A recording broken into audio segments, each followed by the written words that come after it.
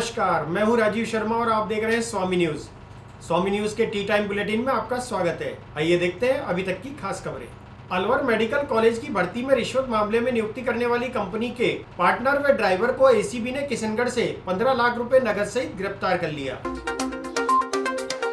अलवर के MIA स्थित ESIC medical college में भर्ती के नाम रिश्वत लेने के आरोप में अजमेर एसीबी ने कंपनी मालिक व चालक को अजमेर के किशनगढ़ हरमाड़ा चौराहे से पकड़ लिया। दोनों कार से जोधपुर जा रहे थे। अलवर से वसूल कर लाई गई 15 लाख रुपए की राशि, कार की डिग्गी से लैपटॉप, बैग से 50,000 रुपये भी बरामद कर लिए गए हैं। पकड़े गए दोनों आरोपियों को अजमेर एसीबी अलवर ले गई, जहां दोनों से भी पूछताछ की जाएगी। मैं उच्चाधिकारियों से सूचना मिली थी कि AMJ सोलंकी की कोई कंपनी है जो कि अलवर में एक जो हॉस्पिटल है, सरकारी हॉस्पिटल बन रहा है, उसमें मैन पावर उपलब्ध करवाने के लिए कुछ संविदा कर्मी उनको हॉस्पिटल में दिए जाने हैं। उनसे संविदा कर्मियों को रखने की एवज में कुछ अवैध वसूली करके रकम को ले जाया जा रहा है। तो उस सूचना के आधार पे हमने हरमाड़ा चौराहे पे लोकल पुलिस की मदद से रुकवाया था उनको, और इसमें मंजिल पटेल जो इस कंपनी का जो एग्जीक्यूटिव पार्टनर था, उसको हमने रुकवा के उसकी गाड़ी की तलाशी ली। तो करीब 15.5 लाख रुपए हमें नगद मिले थे, जिनको हमने डिटेन करके जगह पर जब्त कर। चोरों के हौसले दिन पर दिन बढ़ते जा रहे हैं। भगवानगंज क्षेत्र से चोरों ने बड़ी वारदात को अंजाम देते हुए 10 तोला सोने के जेवर पर हाथ साफ कर दिया। पास के कमरे में ही परिवारजन सो रहे थे, उसके बाद भी चोरों ने बेखौफ होकर वारदात को अंजाम दिया। भगवानगंज क्षेत्र में चोरों ने बड़ी वारदात को अंजाम देते हुए 10 तोला सोने के जेवर पर हाथ साफ कर दिया। जेवरों की कीमत करीब 5 लाख रुपए बताई जा रही है। इस संबंध में पुलिस ने तफ्तीश शुरू कर दी है। तो सुबह जैसे ही उठे, ये दरवाजा खुला हुआ पड़ा था, ये सामान बिखरा हुआ पड़ा था। मैंने वाइफ को बोला तो वो तो एक तो शुगर पेशेंट है, बिल्कुल आपे में नहीं थी, बिल्कुल रोने लग गई। फिर जैसे ही इनको बुलाया, ये बेचारे आ गए। सब सामान सोना ही गया, सोना गया, सोने के जेवर गए, करीबन 10 तोला। इस कमरे में सोता हूँ। 2 दिन पूर्व चोरों ने जिस क्षेत्र में चोरी की थी, उसी मकान पर चोरों द्वारा दोबारा कॉपर के तार चुराने का मामला सामने आया। चोरों के हौसले इस कदर बुलंद है कि 2 दिन पहले जिस जगह चोरी की वारदात को अंजाम दिया था, वहीं से दोबारा चोरी करने का मामला सामने आया। चोरों ने AC के कॉपर तारों को चुरा लिया।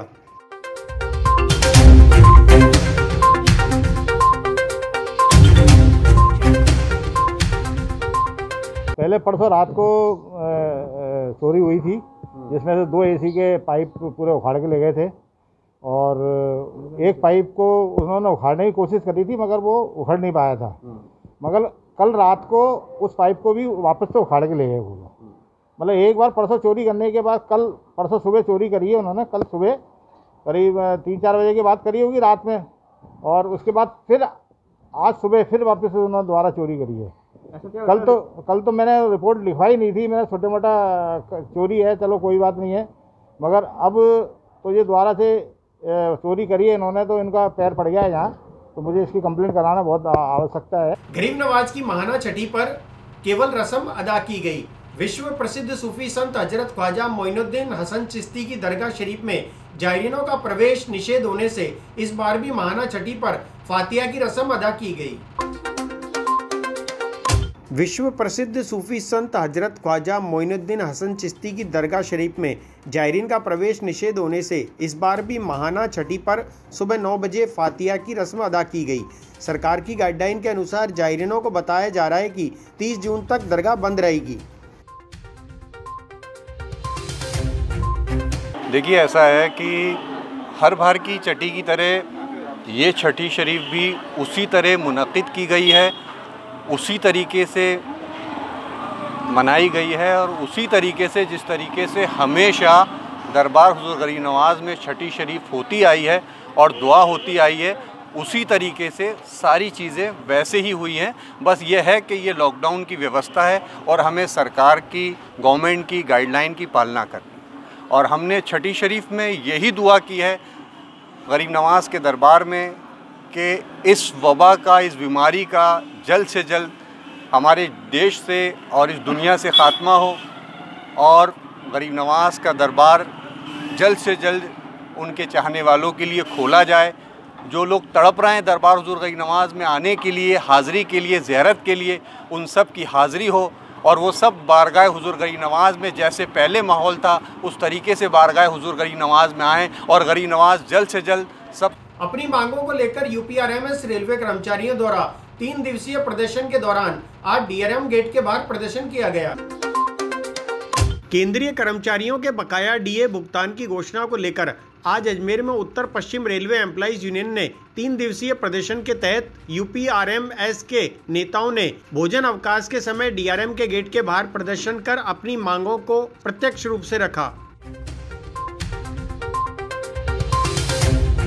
National federation of Indian railway में NFIR के आह्वान पर उत्तर पश्चिम रेलवे मजदूर संघ ने निर्णय लिया था दिनांक 17 तारीख से 19 तारीख तक पूरा NWR जोन में एक त्रिदिवसीय विरोध प्रदर्शन करना है, जिसके पालन करते हुए अजमेर मंडल ने कल मुख्य कारखाना प्रबंधक कार्यालय पे प्रदर्शन किया, आज मंडल कार्यालय पर प्रदर्शन किया और कल दिनांक 19 तारीख को सभी रोड से स्टेशनों में जैसे आबू रोड, फालना, मारवाड़, व्यावर, नसीराबाद, भीलवाड़ा, मावली और उदयपुर, इन सभी रोड से स्टेशनों में कल प्रदर्शन इस तरह से विरोध प्रदर्शन किया जाएगा कि इस प्रदर्शन के माध्यम से कि हम कर्मचारियों को जागृत करते हुए सरकार को चेताना चाहता है, क्योंकि जनवरी 2020 को 20 से महंगाई की भत्ता का किस्त ड्यू है। अभी तक 3 किस्त ड्यू हो चुका है, जुलाई से 14 किस्त और ड्यू होने वाला है। इस परिस्थिति में सरकार ने ये वादा किया था, कोरोना काल में आड़ में लेते हुए उन्होंने 3 किस्त फ्रीज करते वक्त जुलाई 21 से लागू पुनः बहाल करने की बात करी थी, लेकिन अभी तक इस दिशा में कोई घोषणा नहीं की, न अरियर के पेमेंट की कोई बात कर रहे। इस स्थिति में इस तरह से एक प्रदर्शन हमें करना पड़ा। साथ साथ जो कोरोना जैसे महामारी में लड़ने वाला रेल कर्मचारी इस विषम परिस्थिति में हम काम कर रहे हैं, तो हमारा जो कर्मचारी है जो 18 से 44 वर्ष के बीच में है, जिनको वैक्सीनेशन की आवश्यकता है, क्योंकि उनका डे बाय डे वर्किंग में इतनी लोगों से संपर्क हो रहे और संपर्क में वो कोरोना पीड़ित होने का संभावना ज़्यादा है। इसलिए हमने भारत सरकार से अनुरोध किया कि इनको फ्रंटलाइन वर्कर मानते हुए इनको विशेष प्राथमिकता दिया जाए, ताकि सभी कर्मचारी जो काम में लग रहे हैं उनको टीकाकरण सुनिश्चित किया जा सकता है। लेकिन इस संबंध में भारत सरकार ने अभी तक कोई गाइडलाइन जारी नहीं किया। इसके अलावा JCM स्टाफ साइड और सरकार के बीच में जो समझौता हुआ उसको लागू नहीं किया जा रहा। विनिवेश और निजीकरण की दिशा में हम आगे दिन ब दिन बढ़ते जा रहे, जबकि कोरोना जैसे महामारी में ये साबित हुआ जो सार्वजनिक क्षेत्र है, जो सरकारी क्षेत्र है, वो कर्मचारी कमिटमेंट के साथ इस महामारी के समय आम आदमी को राहत पहुंचाने के लिए, आम रेल कर्मचारी को राहत पहुंचाने के लिए बहुत बड़ा योगदान दिया। जहां निजी क्षेत्र के लोगों का पीछे हट गया, वहां सार्वजनिक और सरकारी क्षेत्र का कर्मचारी अपना कर्तव्य का निर्वहन किया, लेकिन उसके बावजूद भी सरकार इस दिशा में नहीं बल्कि निजीकरण और विनिवेश की ओर दिशा में आगे बढ़ रहे। इस स्थिति में सरकार को चेताने के लिए हमने त्रिदिवसीय विरोध प्रदर्शन का आह्वान। भाजपा विधायकों पर कांग्रेस पार्षदों ने पक्षपात करने का आरोप लगाया। कांग्रेस पार्षदों ने कहा कि विधायकों द्वारा प्रत्येक कार्य में पार्षदों को नहीं बुलाया जा रहा है। जो इनके साथ जो भेदभाव हो रहा है उसको लेकर जो है प्रदर्शन ये कर रहे हैं।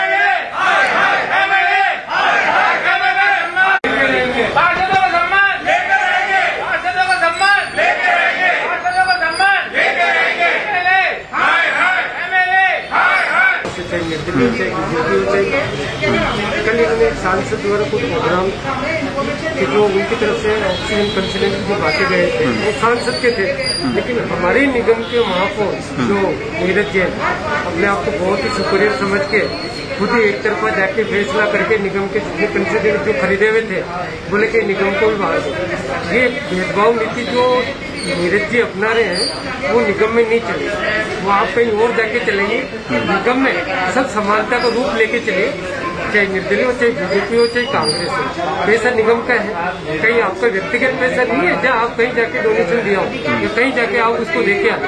ठीक है, आपको अगर उस प्रोग्राम में बुलाया गया है तो आप उस चीज को अलग रखते हैं, ठीक। उसी आधार पर आप कांग्रेसी पार्षदों को, बीजेपी पार्षद और निर्दलीय पार्षद को बुला के हम एक निगम के जनप्रतिनिधि होने के नाते राय देना चाहते हैं कि आप क्यों नेता कि आप क्यों कर रहे हो, हाई लेवल पे निचले स्तर पे आप भी। हम यही कहना चाहेंगे कि जो ऑक्सीजन कंसंट्रेटर के लिए नगर निगम के पार्षद फंड से जो पैसा रिलीज किया गया था और उससे जो खरीद की गई, जो कंसंट्रेटर की खरीद की गई, उसको एक समारोह करके निगम के द्वारा या तो निगम कार्यालय पे होता वो समारोह या फिर निगम के सारे पार्षदों को इंक्लूड करके फिर जेएलएन हॉस्पिटल जाकर वो दिया जाता, तो कहीं न कहीं पूरे शहर में मैसेज जाता कि जो पार्षद है 80 पूरे अजमेर शहर के पार्षद, उनके फंड से ये सुविधा मिली है।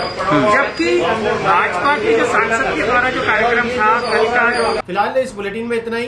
प्राइम टाइम बुलेटिन में माधवी स्टीफन होंगी आपके साथ। तब तक मुझे दीजिए इजाजत। देखते रहिए स्वामी न्यूज। जय हिंद, जय भारत।